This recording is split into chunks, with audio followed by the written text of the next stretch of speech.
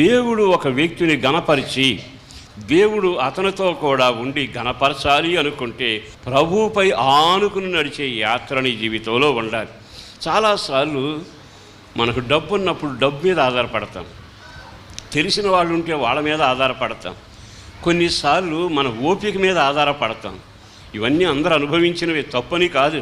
కానీ నీ జీవితం యెరూషలేము చేరాలి అంటే, ఎత్తబడిన సంఘంలో మేఘాల మీద కనబడాలి అంటే, నిత్యత్వంలో నిలబడే రాత్రులు లేని రాజ్యంలో ఉండాలి అనుకుంటే, ఆయనతో సమాన అనుభవం కలిగి నిరంతరం జీవించే యేసులాగా చిరంజీవిలాగా జీవిస్తూ మహిమ కలిగిన వ్యక్తిలాగా ఉండాలి అనుకుంటే, నీవు తప్పనిసరిగా ఆయనపై ఆనుకునే అనుభవానికి వస్తే ఆకాశమందున దేవుడు చూస్తాడట, వీడు నాపై ఆధారపడి జీవిస్తున్నారు కనుక వీరితో నేను ఉంటాను, ఉండి వారిని ఘనమైన వ్యక్తులుగా నేను చేయబోతున్నాను.